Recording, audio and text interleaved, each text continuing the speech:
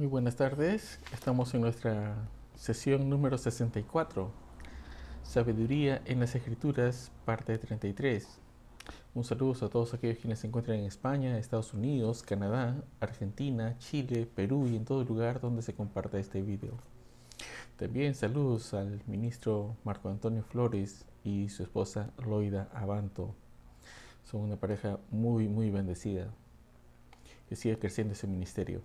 También saludos a Kenneth Martínez y que sea bendecido también su matrimonio, que se le abra puertas para sus negocios. Bien, ¿qué tratamos de hacer con todas estas reflexiones de sabiduría? ¿A qué nos lleva? A crecer, evidentemente. Y es que tenemos que aprender a crecer en lo que es la precaución, en lo que Adonai nos advierte no cometer ciertos errores. ¿Para qué? Para poder tener una mayor amplitud de nuestro desarrollo. Y hemos estado hablando acerca del Levítico capítulo 27 y quiero finalizar esta parte del capítulo 27 porque hay una parte importante que siempre se habla, el diezmo, y a muchos les gusta, a muchos no les agrada. Pero vamos a ver qué es lo que dice acerca del diezmo. El verso 30 dice, y el diezmo de la tierra, así de la simiente de la tierra como del fruto de los árboles de Jehová es cosa dedicada a Jehová. Y aquí vamos a hacer cierto análisis y entendimiento. Dice el siguiente verso, no mirará si es bueno o malo, ni lo cambiará, y si lo cambiare tanto él como el que se dio, en cambio, serán cosas sagradas, no podrán ser rescatados. Estos son los mandamientos que ordenó Jehová a Moisés para los hijos de Israel en el monte de Sinaí. Ahora, nótese que aquí dice que el diezmo de la tierra, así de la simiente de la tierra como del fruto de los árboles de Jehová es cosa dedicada ¿a quién? A Adonai. No dice que es de una persona, sino de que es de Adonai. Y si por tanto Adonai le place darle a alguien, se lo da. Y si no, es una cuestión que nosotros nos desprendemos para Adonai. El verso 32 dice, y todo diezmo de vacas o de ovejas, de todo lo que pasa por bajo la vara, el diezmo será consagrado a Jehová. Entonces, aquí lo primero que tenemos que entender es que el diezmo pertenece a Adonai. No pertenece a una iglesia, no, pertenece a Adonai. Si bien es cierto que el diezmo se tenía que llevar a la iglesia en Jerusalén, cuando se hizo el templo de Jerusalén, ahí que estaba dedicado a Adonai ese templo, ¿no? Aún así sigue perteneciendo a Adonai, no pertenece a otro.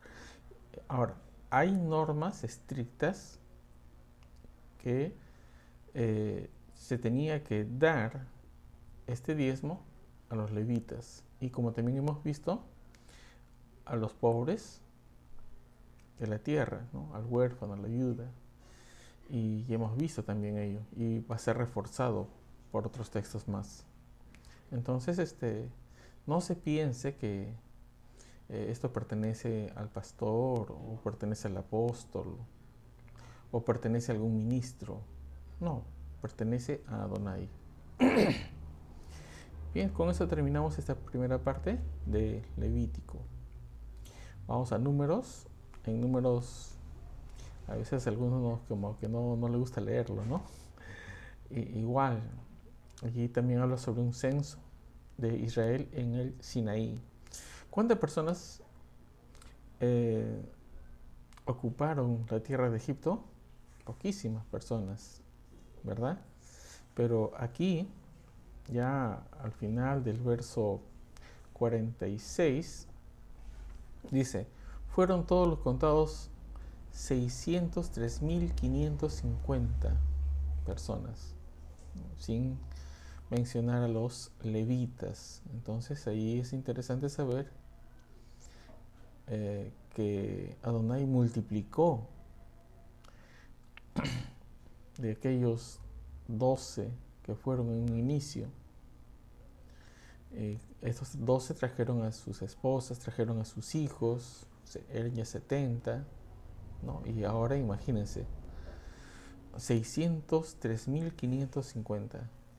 ¿Y para qué está puesto? Para meditar de que Adonai te puede fructificar ahí donde tú te encuentras. Después viene el nombramiento de los levitas, y aquí se buscaban que fueran levitas, de verdad, no que alguien se hiciera levita. No, aquel que es levita es por linaje, no es porque alguien quiere ponerse de levita. En Números capítulo 2 hay el nombramiento de los jefes de las tribus, ¿no? Los campamentos, y se nombra pues de cada tribu a un jefe. Pero también se habla algo interesante, entra un elemento nuevo. ¿Qué es ese elemento nuevo? La bandera, el estandarte, ¿no? Entonces ahí también como que es un elemento nuevo. Ahora, Adonai le había dicho a Abraham, yo engrandeceré tu nombre. No le dijo que iba a engrandecer la bandera, pero algo interesante aquí, las banderas es una insignia, ¿no? Es un símbolo de que pertenecen a una determinada familia. ¿Esto es importante? Sí, también es importante. Si Adonai lo ha dicho, entonces es importante. Es importante. Porque una bandera es aquello que lo identifica, ¿no? Pertenezco a tal linaje y de este linaje a tal grupo. A eso se llama organizar, ordenar, ¿no? Y no es de que nosotros andemos de un sitio a otro sitio. No, tenemos que tener una bandera. En este caso, ¿quién es nuestra bandera? ¿Quién es nuestro estandarte?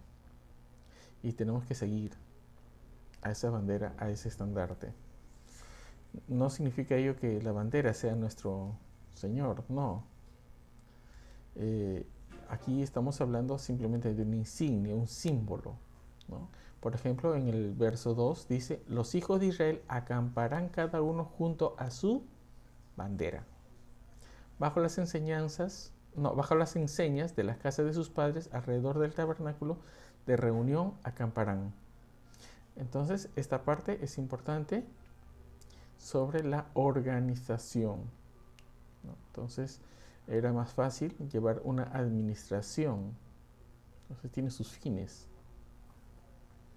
Veamos Números capítulo 3, de qué es lo que se nos enseña.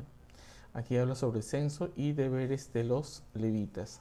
Ahora bien, la tribu de Leví en el templo tenían varias funciones, ¿no? Algunos tenían, por ejemplo, el verso 36 dice, a cargo de los hijos de Merari estará la custodia de las tablas del tabernáculo, sus barras, sus columnas, sus basas y todos sus enseres con todo su servicio. Entonces así, cada familia también tenía sus deberes. Y esto nos hace recordar algo. Nos hace recordar que Adonai, cuando nos puso a nosotros como reyes y sacerdotes, también nos puso deberes. No es simplemente el hecho de que ya soy el rey, ya soy el sacerdote y yo hago lo que a mí me dé la gana. No, tienes una responsabilidad sobre ti. Porque tú, al ser templo, también tienes servicio para ese templo. Y una de las primeras cosas, como aquí se indica, es el mantenimiento de tu cuerpo. No puedes comer cualquier cosa. No puedes estar dormido todo el día. Cuida el templo. No te pertenece a ti. Dice que pertenece al Espíritu Santo. Eso es lo que nos hace reflexionar. Hay muchas funciones que tiene el sacerdocio. No solamente es ir y orar y echar fuera demonios, no, tiene mucho más cosas que hacer. Y las escrituras nos está diciendo, alguien dirá, eso es sombra, sí, pues aquí la sombra te está enseñando. ¿Y hay sabiduría en ello? Sí, hay mucha sabiduría. Después habla sobre el rescate de los primogénitos, ¿no? Dice en el verso 40, y Jehová dijo a Moisés, cuenta todos los primogénitos varones de los hijos de Israel de un mes arriba y cuéntalos por sus nombres, y tomarás a los levitas para mí en lugar de todos los primogénitos de los hijos de Israel, y los animales de los levitas en lugar de los primogénitos de los animales de los hijos de Israel, yo, Jehová. Cuando decía yo, Jehová, es como era estampar su firma, ¿no? ¿Y por qué habla sobre el rescate de los primogénitos? Porque tenía una importancia de que todas las personas tenían que tener una representación, alguien que vele por ellos. Y en este caso, quienes velen por las demás personas, ¿quiénes son los líderes? Pues los líderes tienen a cargo un grupo de personas y tiene que velar por ellos, tiene que orar por ellos. El líder no es simplemente quien se levanta por encima de todos, no, tiene que doblar rodillas, tiene que ser el ejemplo de trabajo, el ejemplo de hacerlo mejor, el ejemplo de ser lo mejor, el ejemplo de santidad, el ejemplo de todo. Números capítulo 4. Y aquí nos habla sobre la tarea de los levitas. Entonces, por ejemplo, aquí el verso 5 dice, cuando haya de mudarse el campamento, vendrán a Aarón y sus hijos y desarmarán el velo de la tienda y cubrirán con el arca del testimonio. Y pondrán sobre ella la cubierta de pieles de tejones y extenderán encima un paño de azul y lo pondrán en sus varas. Y entonces acá está hablando nuevamente sobre la administración y nos está diciendo aquí que los levitas manden al pueblo a realizar esta tarea delicada. Hay tareas que solamente tú la tienes que realizar para Adonai. No es un encargo, no es para que mandonees a los demás. No, tú lo tienes que realizar.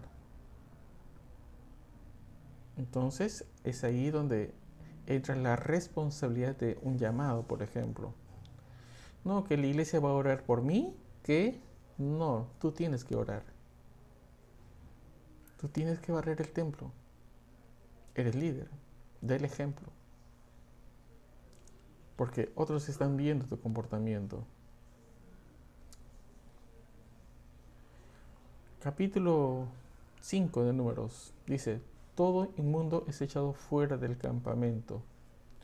Dice, verso 1 al verso 4, Jehová habló a Moisés diciendo, manda a los hijos de Israel que echen del campamento a todo leproso y a todos los que padecen flujo de semen y a todo contaminado con muerto.